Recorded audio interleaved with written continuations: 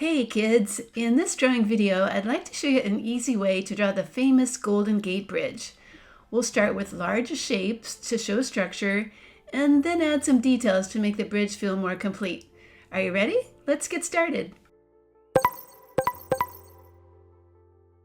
The first thing we're going to draw is called the deck, and it's going to start here and go up a bit in the middle and curve down on the right. After your marks are in place, connect them with a nice, very slightly curved line. Notice I do have center pencil guidelines on my paper.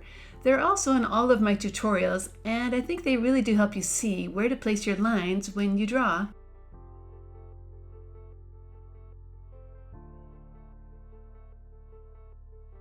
Next, we need to draw the bottom of that deck shape. When you plan it, it does need to get a little thinner on the right side because that's the side that is further away. Now for the shapes that are called the towers. Let's start by making marks for how tall one side is going to be, and then connect those marks with one straight line that's going down, and then another one right next to it. You know, having center guidelines on your paper also helps you keep things vertical and horizontal.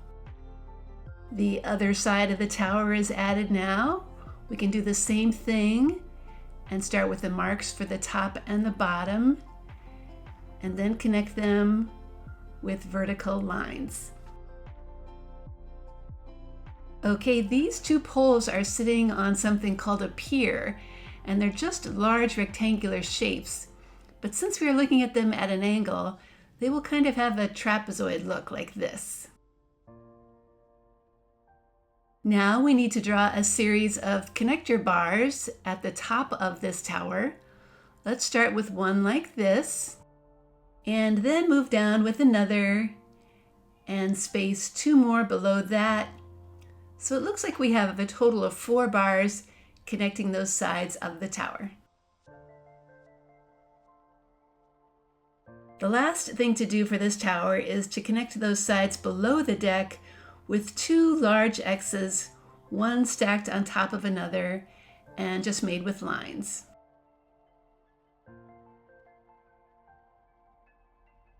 Now we can move on to the other tower. It is further away though, so we need to make it smaller. We'll draw it the same way, starting with the right pole. Notice it is even at the bottom with the other tower, but it's much shorter on top.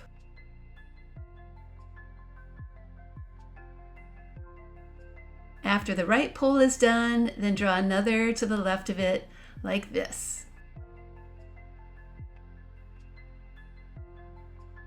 Then the pier shape is added at the bottom. It is the same shape as the other one, just about half the size or so.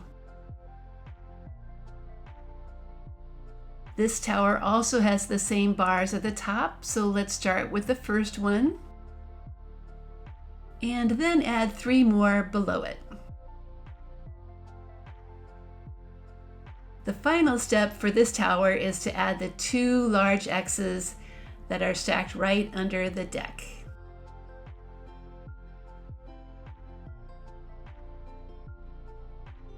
Let's draw the suspension cables one at a time now. The left one's going to go from here to here.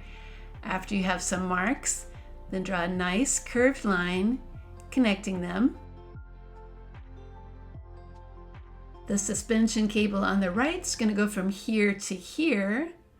So plan it and draw a nice curved line connecting those 2 marks as well.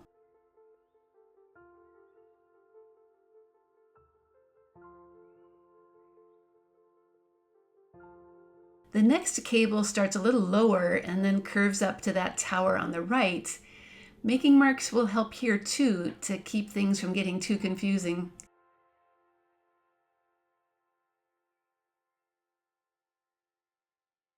The other cable is going to connect the right sides of these towers. So let's plan it first and then connect the marks with one large curve.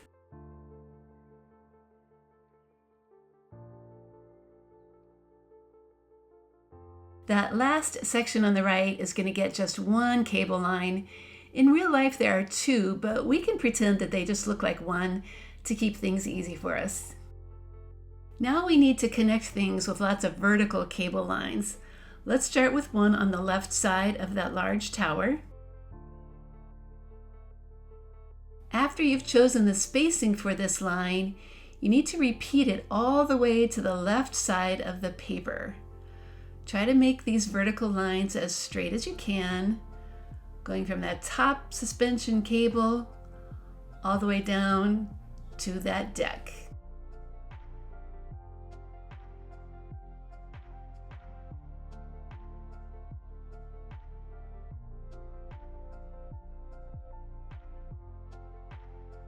After the left side is filled, we need to add lines to the right of that tower. Let's start with one that has the same spacing, and then continue adding vertical lines to the right, always going from the top suspension cable down to that deck. That last section on the right needs lines too, and if you can, try to make them a little closer to each other to make them look like they're further away.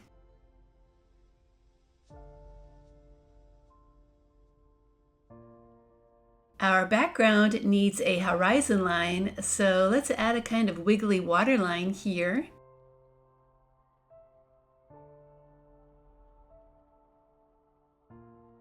And then maybe sprinkle a few little wave lines around the water too.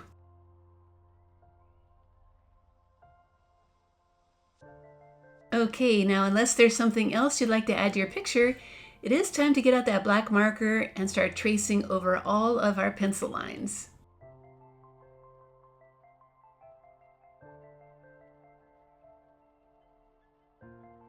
As always, erasing pencil lines that are still showing will definitely make your drawing look neater.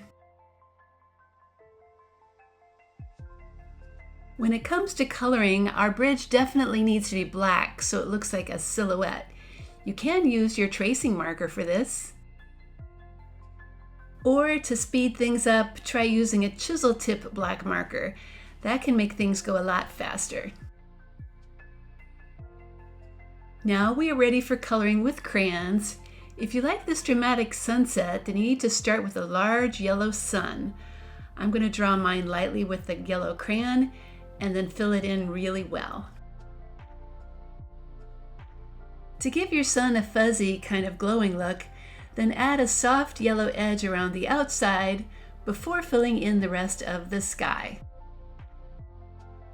Now, when I fill everything else in with orange, that soft yellow edge will help make a gradual transition.